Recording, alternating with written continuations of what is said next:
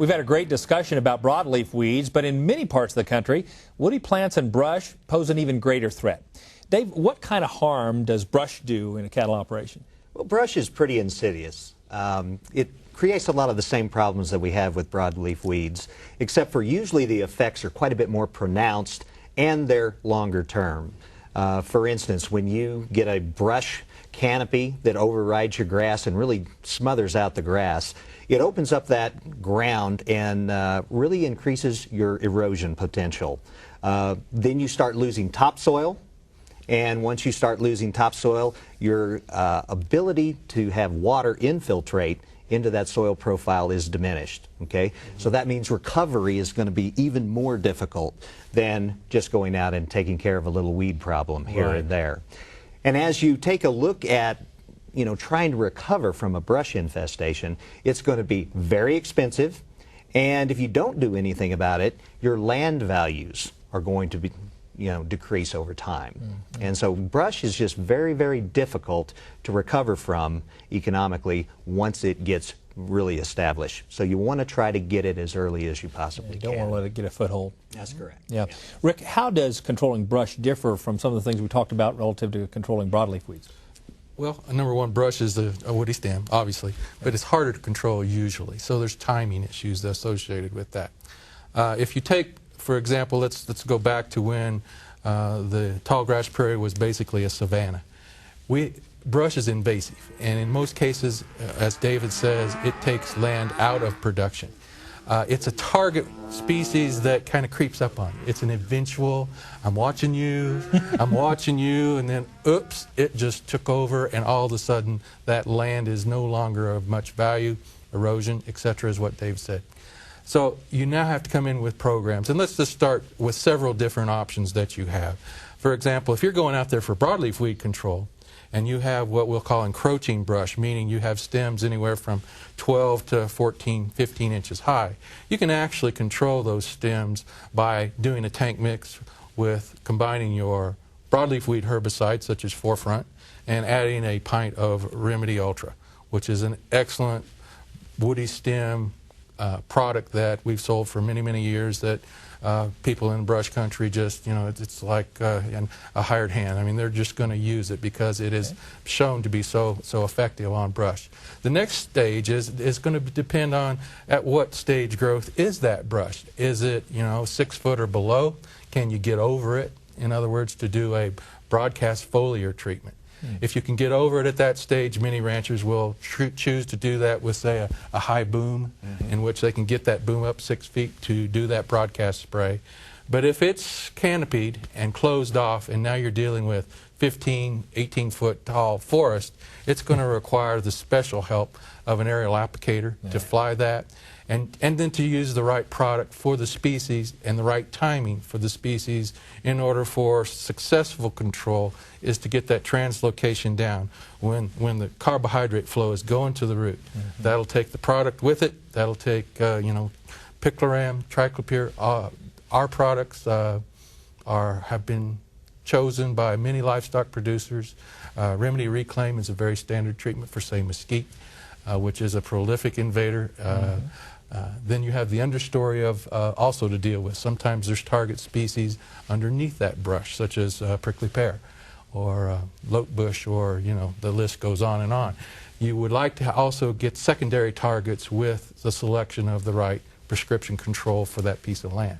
So again, it's timing, it's the right choice of the right product, it's the right control mechanism, meaning the right type of control. If it's just spotty, let's say more 300 stems or less, there's been great success doing individual plant treatments, for example. So you go in and basally treat, or if you can, with a four-wheeler that's set up with a sprayer, do a broadcast treatment on an individual plant basis. Highly, highly effective and economical, because you are treating one plant with only the amount of product that you need. So again, different methods for different situations, and all that we can help with as we have a very large sales force that actually consults with the landowner in order to make those right decisions. Well, and I think that's the important part, is that we don't have to be experts about this. We need to connect with people who know what they're talking about, Exactly. know the products, and have some experience. Exactly. And we can sure get some help that way. Treating individual brush is so important. Recently, Cattlemen to Cattlemen visited the Texas AgriLife Extension Service office in Stephenville, Texas, where we had the chance to learn a little more about how to properly treat these problem plants. Let's take a look. That's just a couple of basic hand pump sprayers. This is a pretty handy one to have. Obviously it's easy to carry around the pasture. It's like carrying a backpack. You could pick one of these up for about $100 from Solo. This is a small garden hand pump sprayer. These are pretty easy to find. You get them at any local hardware store or feed store and whatnot. These are handy if you don't have a whole lot of spraying to do. You don't need to carry a backpack, but you can, just carry this light thing around the pasture pretty easily. These are just standard spray wands. They're both about the same thing. The difference here is the nozzles. And when you're doing a basal spray, you want a smaller orifice nozzle. We like to use a ConeJet X1 to X3. It seems to work pretty well. This is the X3 here, as compared with the X8. And as you can see, the X3 here has a much smaller orifice. And what that does is, especially for smaller limb trees, more narrow trunk, it keeps you from overspraying and wasting chemical. X8's good for foliar application. If you're, for instance, doing a mesquite individual plant treatment foliar application, the X8 is what you want to go with. We're going to do 15% remedy and 85% basal oil. It's a little harder to get the chemical into a rough bark tree. You want to up your chemical percentage up to 25%. Now that's for mesquite in particular. On a rough bark mesquite, you want to use 25% in the 75% carrier. For smooth bark, 15% usually does the job. You can adjust these nozzles quite a bit. You can go all the way out to just a straight stream, or you can come back in and get a cone, which is what we want. We want a thin cone. This is it's a pretty good example of a desirable plant for basal treatment. It's a single stem coming out of the ground, extremely easy to treat, and this is an ideal plant for this type of treatment. Basically, you want to paint every stem coming out of the ground up to 12 inches above the ground.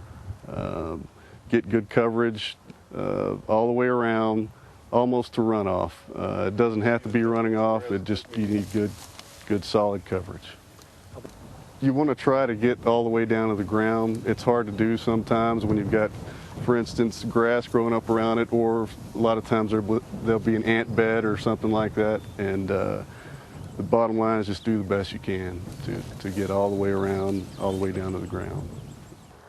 Again, you want to hit every stem coming out of the ground. So this is a little bit rougher bark on this tree. It's getting almost too rough, but it's still okay for the 15%. If you get much thicker than this, you want to bump it up to the 25% remedy. Okay, when we talk about good candidate trees for basal treatment, this is a good example of what would not be a good candidate.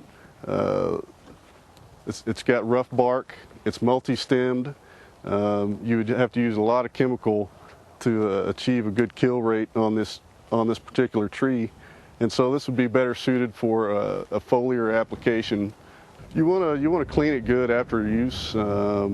Either at the very minimum, you want to use some water and run through it after you get done spraying, or use some sort of cleaning solution. Might help as well. But you don't want to leave it setting up with the oil still in the tank.